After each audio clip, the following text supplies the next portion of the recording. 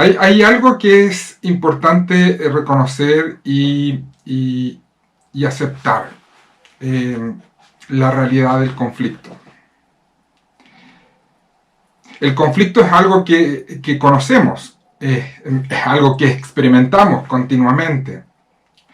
Toda organización humana, lamentablemente, y en un sentido necesariamente, tendrá que enfrentar conflictos.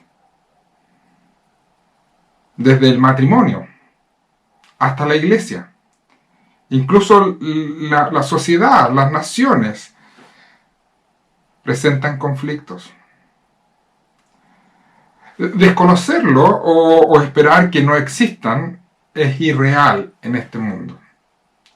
Por eso la pregunta, más que si habrá o no habrá conflicto, la pregunta que deberíamos hacernos continuamente es cómo los resolveremos, cómo los enfrentaremos. La iglesia del primer siglo, estas primeras iglesias que se estaban formando y que Lucas nos relata cómo se fueron desarrollando, experimentaron conflictos continuamente. Pero probablemente el que estamos escuchando, o el que escuchamos hoy día en el relato del capítulo 15 de Hechos, fue el más grave. De no haber tratado bien este conflicto, podría haberse generado un cisma muy profundo en la iglesia. Una división quizás, en dos líneas de cristianismo. Por un lado, los pablistas, y por otro lado, los de Jacobo, quizás Jacobo y Pedro. Por lo tanto, era importante hacer algo al respecto. ¿Qué hicieron?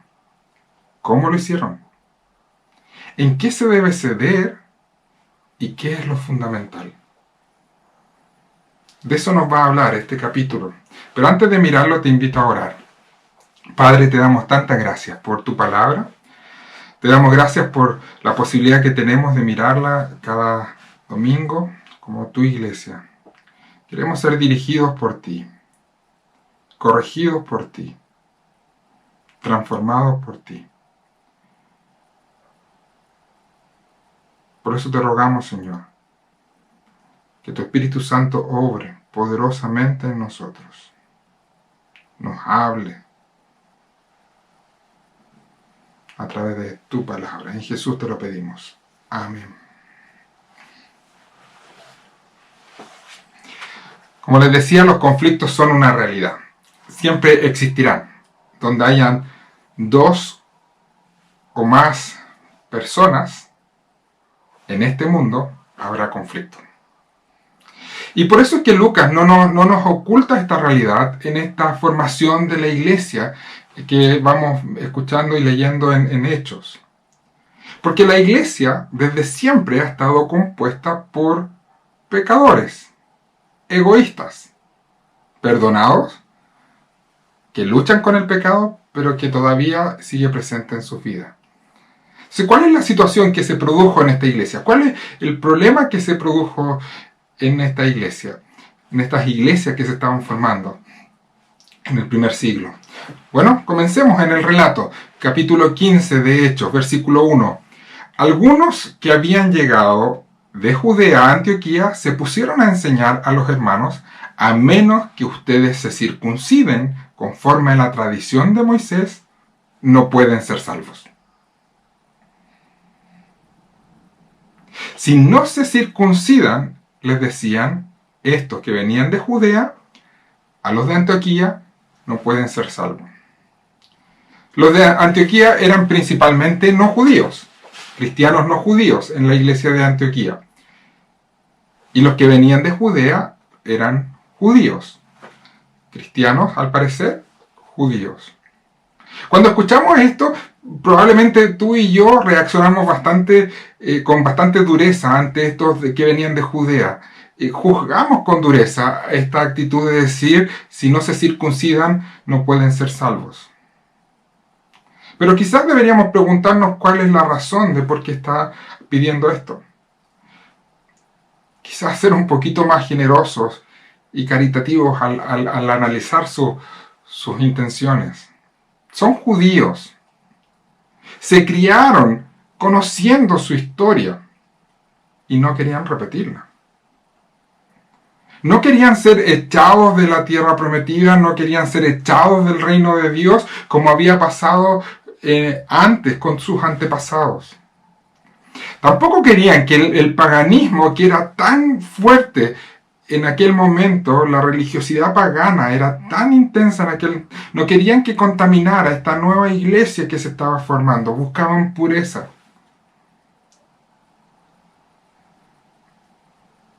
Estos que habían llegado de Judea eran judíos, venían del centro del judaísmo, donde se estaba formando, comenzó a formarse la nueva iglesia cristiana. Y al parecer habían abrazado la fe en Jesús, siendo judíos. Pero el relato sigue, verso 2. Esto provocó un altercado y un serio debate de Pablo y Bernabé con ellos. Entonces se decidió que Pablo y Bernabé y algunos otros creyentes subieran a Jerusalén para tratar este asunto con los apóstoles y los ancianos. Arma un altercado porque Pablo y Bernabé, que están liderando la iglesia de Antioquía, consideran que esta situación es muy seria, que esta solicitud que están haciendo estos que han venido de Judea es muy seria.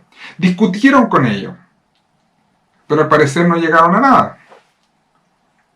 ¿Por qué estaban tan preocupados Pablo y Bernabé? ¿De qué tenían miedo en esta enseñanza? ¿Será que veían que estas nuevas exigencias que traían estos que venían de Judea podían asustar a los creyentes y que la iglesia iba a verse afectada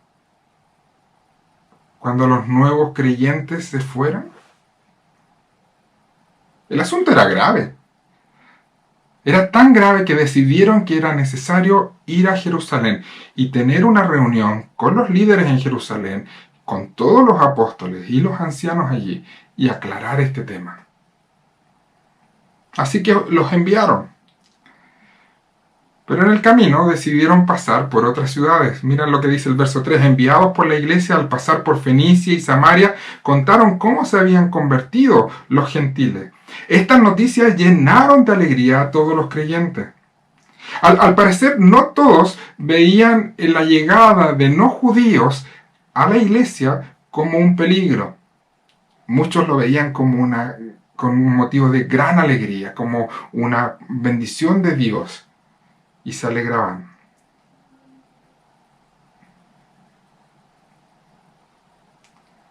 Es un buen momento para preguntarnos, como cristianos, y quizás como cristianos ya antiguos dentro de la iglesia. ¿Hoy podríamos ver algún peligro en la llegada de personas nuevas a la iglesia? Jesús contó un día la parábola del hijo pródigo, donde cuenta de un joven que le pide a su padre que le entregue toda la herencia, todo lo que le corresponde, y este joven se va y malgasta todo y vive una vida de pecado, malgastando sus recursos, toda su herencia y toda su vida, y llega a tocar fondo. Y vuelve un día al padre, y el padre lo recibe con amor. Pero la historia nos cuenta de que hay un hermano mayor que se quedó junto al padre en todo momento y estaba muy molesto con la llegada de este hijo menor que había malgastado su vida y todos los bienes de su padre y que ahora era recibido con tanto amor por el padre. Estaba enojadísimo.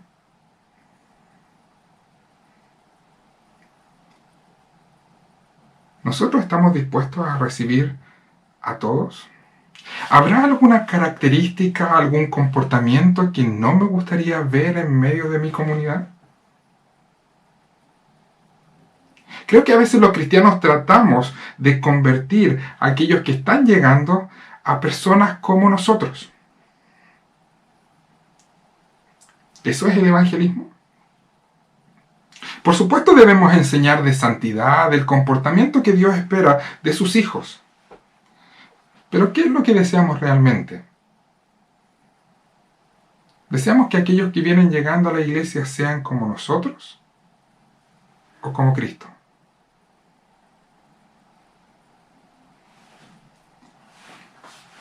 Sigamos con el relato.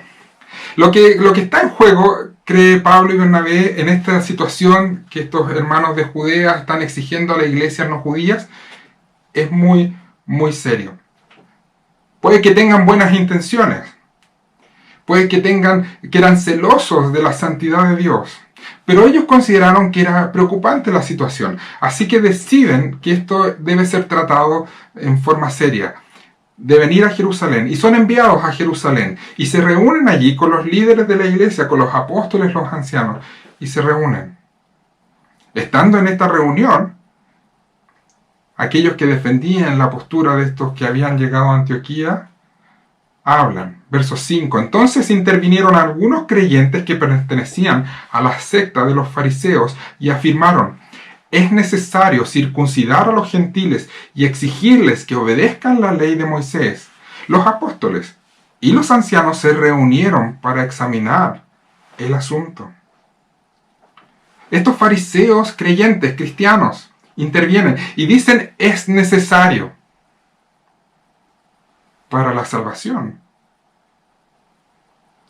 Probablemente ellos decían: la salvación es por gracia, es por la fe en Jesús. Jesús es el Mesías, el prometido, el Rey que Dios enviaría a salvarnos. Él es. Pero debemos hacer algo más.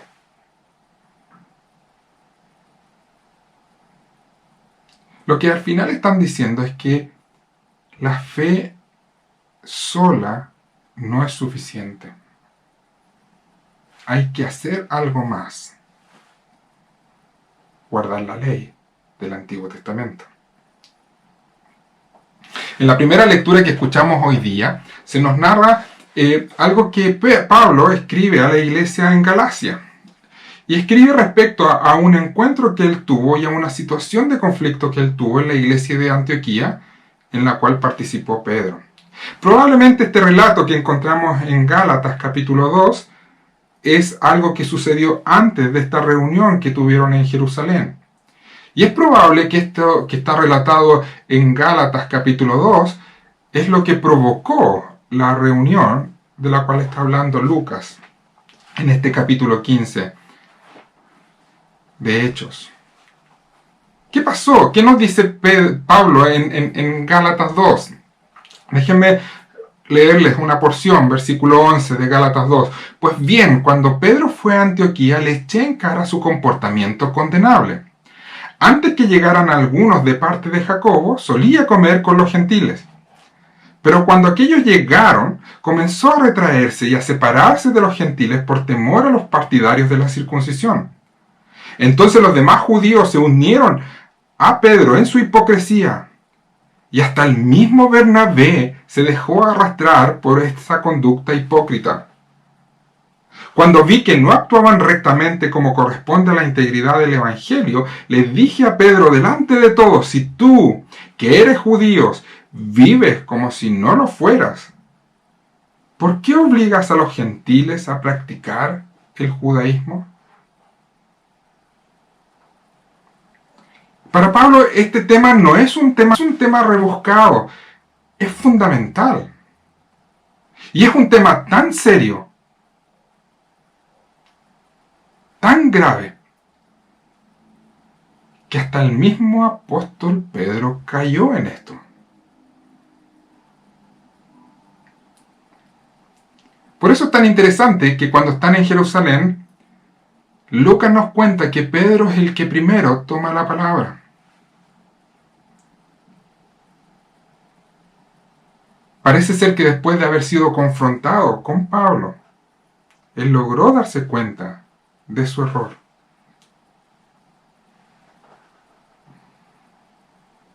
Pablo sabe que agregar obras al Evangelio para la salvación es perder toda esperanza. Sabe que si no fuera solo por gracia y que necesitáramos méritos para la salvación, estamos perdidos. Nadie se salvaría. Por lo tanto, no es un tema menor, es algo fundamental. De esto depende todo el mensaje del Evangelio. Y por eso Pablo confronta con tanta firmeza a Pedro, públicamente. Y al parecer Pedro entendió el mensaje, recordó lo que él sabía y tomó la palabra. Miren, verso 7 del capítulo 15 de Hechos. Después de una larga discusión, Pedro toma la palabra. Hermanos, ustedes saben que desde el principio Dios escogió de entre ustedes para que por mi boca, me escogió de entre ustedes para que por mi boca los gentiles oyeran el mensaje del Evangelio y lo creyeran. Dios, que conoce el corazón humano, mostró que los aceptaba dándoles el Espíritu Santo, lo mismo que a nosotros, sin hacer distinción alguna entre nosotros y ellos. Purificó sus corazones por la fe.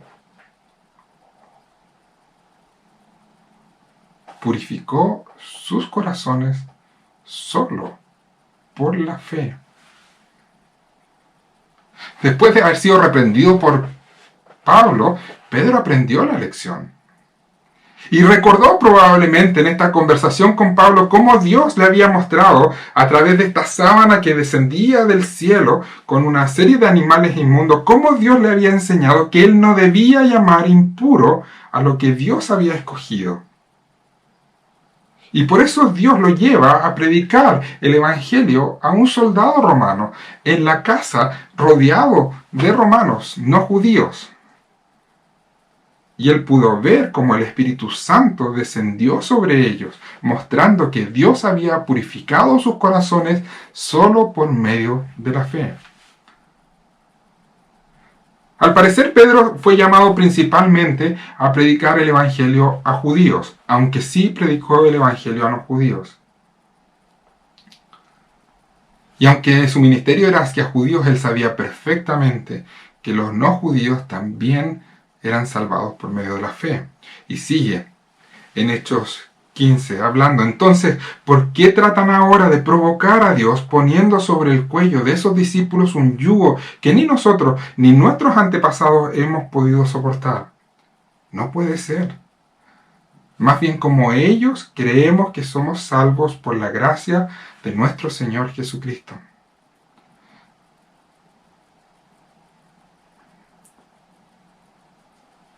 Pedro les dice en Jerusalén, en este concilio de líderes, apóstoles, ancianos, les dice, no podemos poner sobre aquellos que no son judíos una carga que ellos no pueden llevar. Una carga que ni nosotros hemos podido llevar. Si hacemos esto, no estamos aportando nada a la salvación. Además, al hacer esto, estamos oponiéndonos a Dios, provocándole, agregando algo que Él no puso como necesario para la salvación. La salvación para ti, para mí, para todos llega de la misma forma, solo por confiar en la obra de Jesús, por gracia. La gracia es el regalo inmerecido que Dios nos da gratuitamente, porque el costo lo pagó Jesús en la cruz. Y Pedro dice, y de esto tenemos testimonio, de que Dios recibió a estas personas simplemente por la fe, porque vimos al Espíritu Santo venir sobre ellos. No siempre nosotros vemos cuando el Espíritu Santo desciende sobre una persona y le llena en la conversión. Pero a Pedro y a algunos apóstoles, Dios les mostró esto. Les permitió ver esto para confirmarles que el Evangelio solo se recibe por fe. La salvación es para toda la humanidad. Y siempre será por gracia en la obra de Jesús para el perdón de los pecados. No podemos pretender aportar nada a nuestra salvación. No tenemos mérito alguno que ofrecer para que Dios nos ame o nos perdone.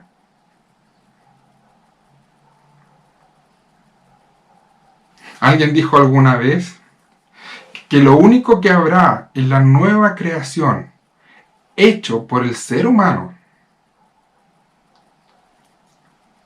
son las marcas de los clavos en las manos de Jesús.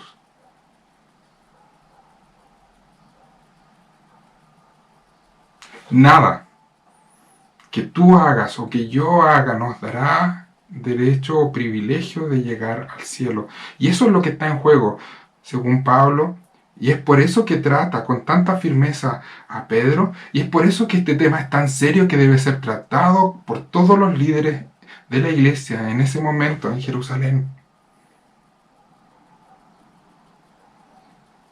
La gracia de Dios es la posibilidad de recibir de parte de Dios,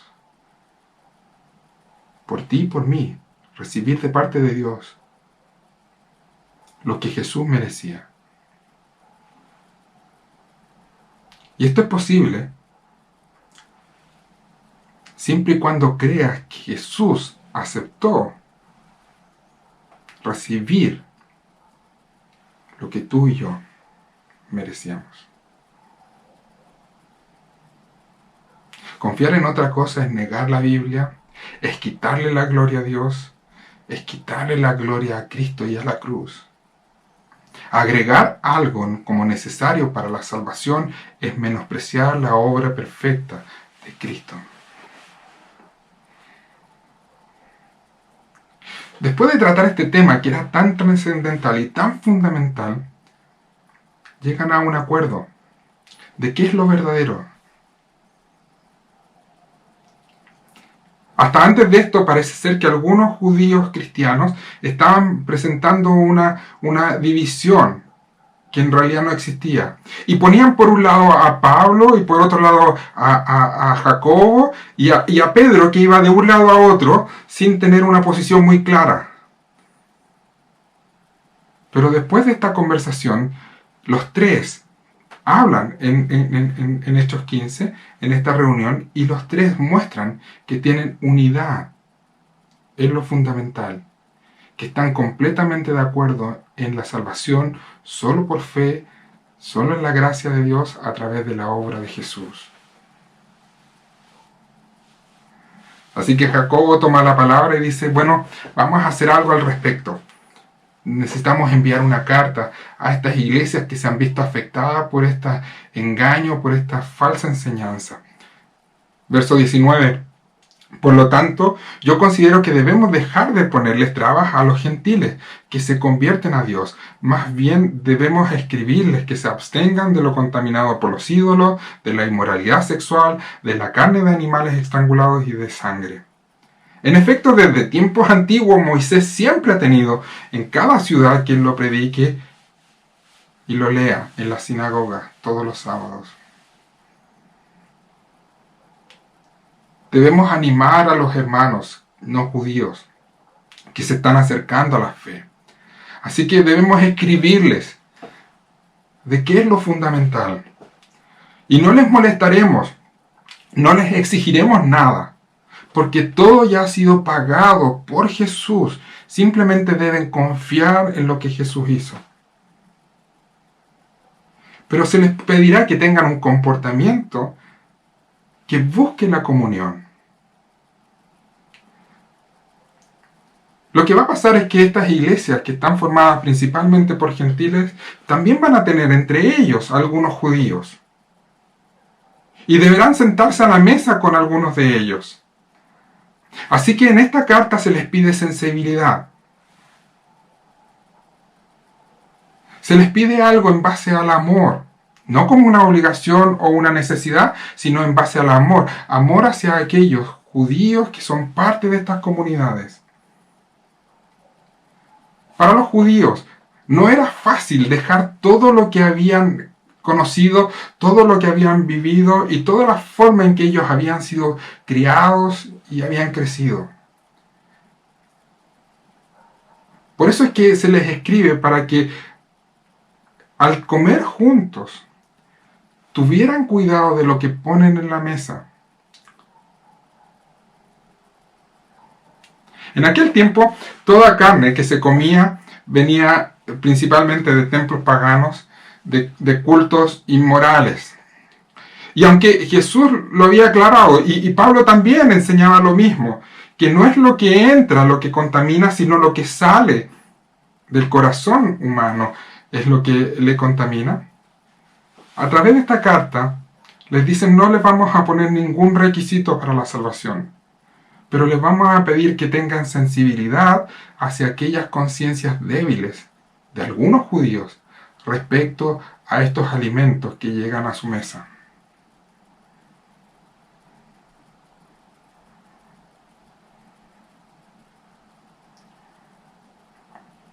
Pero esto era una petición, no una necesidad. Era una solicitud en amor. Siempre la instrucción para todo cristiano era apartarse de inmoralidad y de idolatría. Si tú abrazas la fe en Jesús, debes dejar todos los ídolos y creer en el único y verdadero Dios. Y de ahora en adelante vivir de acuerdo a su palabra, dejando toda inmoralidad. Pero en temas de comida, Pablo escribía que nadie te juzgue en comida, bebida o fiesta, porque en Cristo tenemos libertad. Así que se les pide un acto de amor por la comunión. Bueno, la carta llega finalmente a Antioquía, verso 30. Una vez despedidos, bajaron a Antioquía, donde reunieron a la congregación y entregaron la carta. Los creyentes la leyeron y se alegraron por su mensaje alentador. La respuesta de la iglesia frente a esta situación fue de ánimo, alegría y trajo gran bendición. Se alegraron. La salvación es alcanzable aún por el más miserable pecador, porque es por gracia. La iglesia es libre de la ley de Moisés para salvación, pero debe estar bajo la ley de Cristo. Los conflictos siempre nos acompañarán mientras estemos en este mundo. Pensar en una iglesia sin conflicto no es natural. Incluso en algunos casos no es correcto. Los conflictos son necesarios para avanzar en santidad, para buscar la unidad en amor. Incluso la no existencia de conflictos podría ser una señal de pecado. Podemos pensar en iglesias que son dirigidas por estos líderes incuestionables, estos iluminados.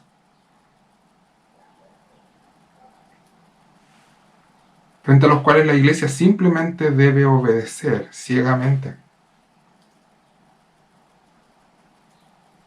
O cuando no hay una búsqueda de la iglesia de sostener y defender la verdad del Evangelio.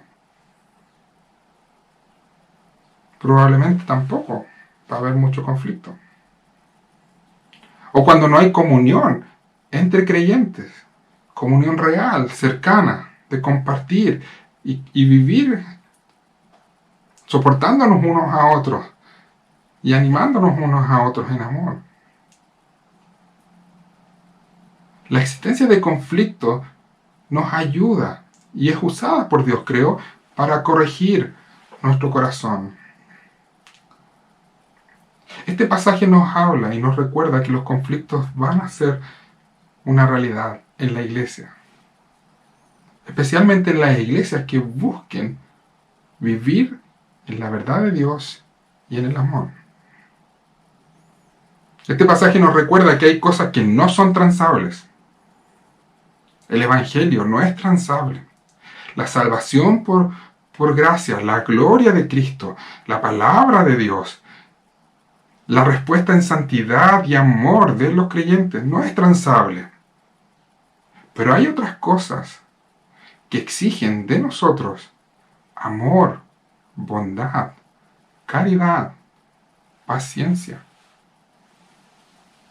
Si queremos ser la iglesia de Dios en San Pedro, debemos tener presente esto. ¿Cómo tratamos y cómo trataremos a quienes se vayan sumando a nuestra comunidad? ¿Qué les exigiremos? ¿Cómo evaluaremos su comportamiento o prácticas? ¿Qué será realmente lo importante y fundamental y qué no?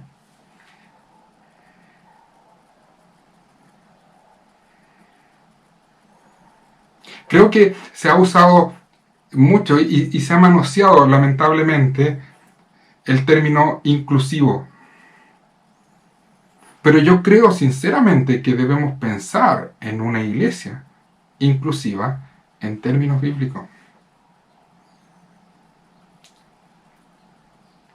Que recibe a todos los que abracen la fe y la confianza en Dios. La fe en Jesús y en la obra del Evangelio. Y que es recibido por hermanos que también han sido rescatados por gracia y por fe, con amor, con compasión, con paciencia. Debemos buscar la santidad, sin duda. Pero como iglesia creo que tenemos que tener cuidado cuando establecemos reglas, normas o comportamientos que no son exigibles en el Evangelio y que responden más bien a nuestra forma de ser o nuestra forma de vivir la fe. Una iglesia sana defiende la verdad del Evangelio, pero una iglesia sana también practica el amor como Cristo lo hizo. El desafío para nosotros como iglesia es tener esto siempre presente.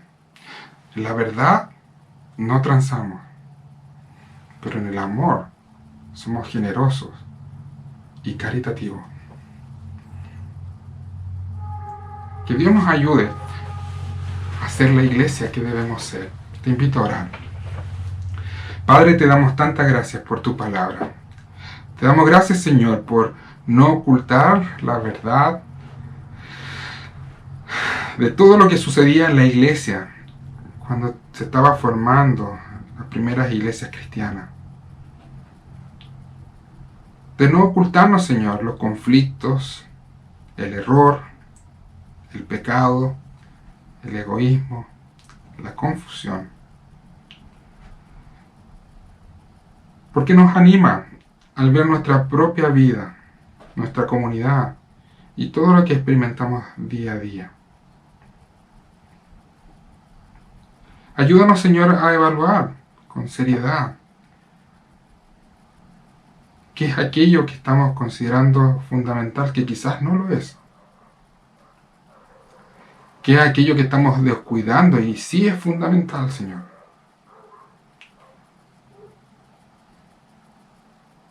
Y ayúdanos, Señor, a ser una comunidad amorosa que recibe a todos con amor, con paciencia, con caridad.